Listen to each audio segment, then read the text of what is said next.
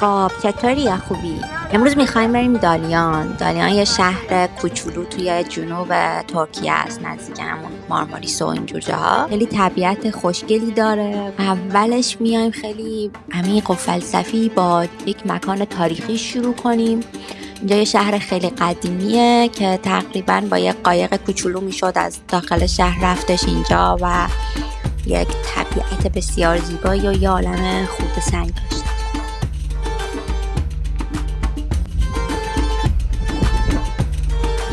باش اونجا ممنوعه. نرو باش اونجا.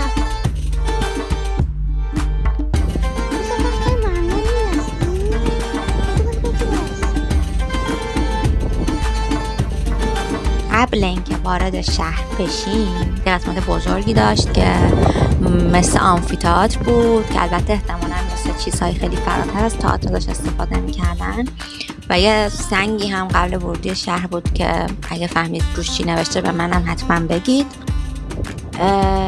یکم ورودی شهر عجیب غریب بود، میرفت به سمت دریاچه و یه چیزی هم تو ورودیش بود که راستش تابلو اینا نداشت، من یادم نمیاد که چی بود.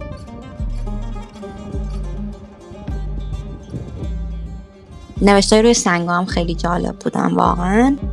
این تیکه هم در واقع اسکله‌شون بود که به جز یه سری خورده سنگ چیزی ازش جا نمونده و البته یه شاپرک هم اومد سمت من که گفتم با هم میتونیم یه آرزویی بکنیم. شاید گوسفندا هم که بودن دیگه، همه جا داشتن چرا میکردن برای خودشون.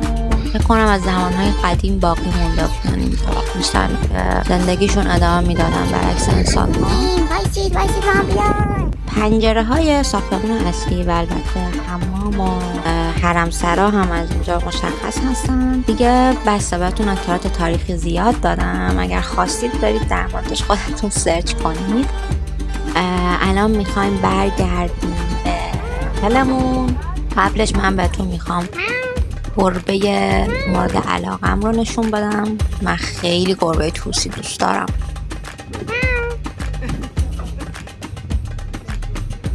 و البته بیشتر از این که کت پرسن باشم سگ پرسنم و سگ پرسن ها هم بعضی موقع ها میتونن گربه های توسی رو دوست داشته باشن.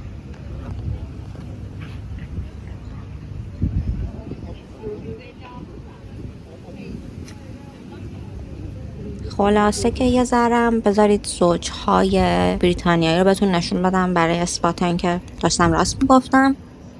ولی بعدش میریم که شبمون رو با شراب‌های خوشمزه و آهنگ‌های ترکی در هتل جای امن و زیبا و دوستانمون سپری کنیم.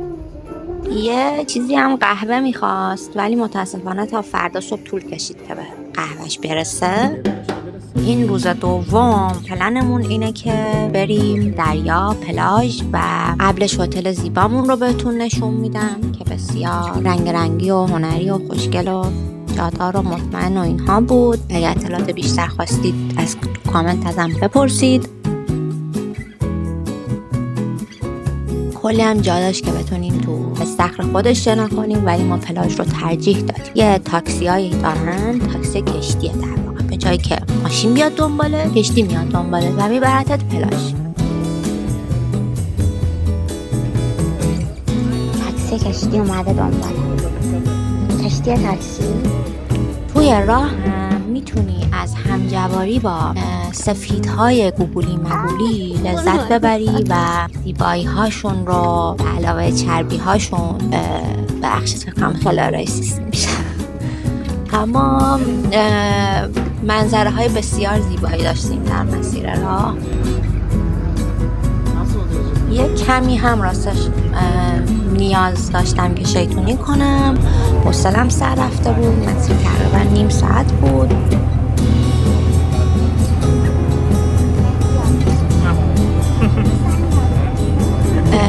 منظره ها رو دوباره بهتون نشون میدم.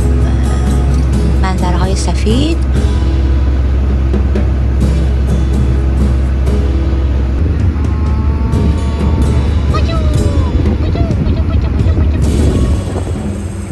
و البته که منظره های سبز و آبی هم داشتیم که خوش صدا و زیبا و اینها بودن.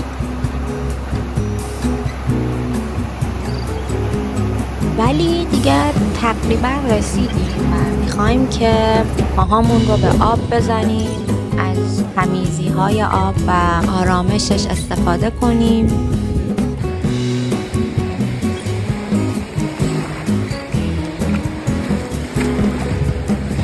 من به عمرم آب به این تمیزی ندیده بودم. کفش دیده میشه. کتاب بخونیم. اسم کتاب رو حتما براتون می‌نویسم توی کپشن و خیلی کتاب جذابیه. اما دیگه کل روزمون رو اینجا سپری کردیم و تقریبا آخرین روز آخر هفتمونه که برمیگردیم اتاق خودمون رو خوشگل کنیم و آماده بشیم که بریم یه کافه لوکالی که یه کمدین معروف اینجا آمده بود که داشت نشون میداد که یه توالتی هست که تابلو ورودیش مشتری هاشو زده. مشتری بسیار جالبی داشته مثل ریحانا، شکیرا و کلی آدم معروف دیگه. Zoom yapalım. Umut Bey. Hadi Umut Bey. Evet. Murat Bey. و از آرامش شبمون لذت میبریم که فردا روز پرکاری خواهد بود. روزای پرکار رو باید با صبحونه های خوشمزه شروع کنیم. البته که بگم این صبحونه رو هر روز تو هتل به ما میدادن، امروز نبود، ولی صبحونه کاملا گیاهی و خیلی خوشمزه. اصلا هر چی بگم کمه. خوشگلی ها من بهتون نشون میدم که بعدشم سوقاتیمو بهتون نشون بدم. یه گردنبند دست دوز باحال اینجا گرفتم برای خودم و بعدش این کافه که از روز اول چشمون گرفته بود میریم بشینیم که کار کنیم. این کافه طبقه بالاش یه جایی داشت، من فکر میکنم اتاق مدیر عامل بود ولی به هر صورت باز بود.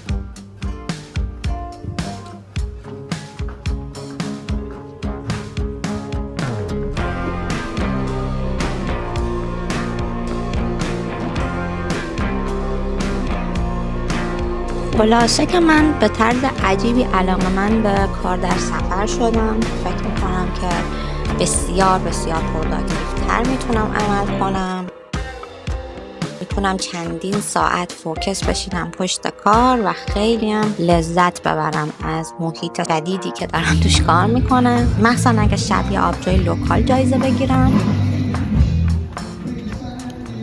و بعدش هم دوباره توی هتل بشینیم از ویو سفیدهای رمانتیکمون لذت ببریم که این دیگه آخرین شبمونه و امیدوارم که در سفرهای بعدی هم من رو همراهی کنید. لایک، ماچ و سابسکرایب یادتون نره.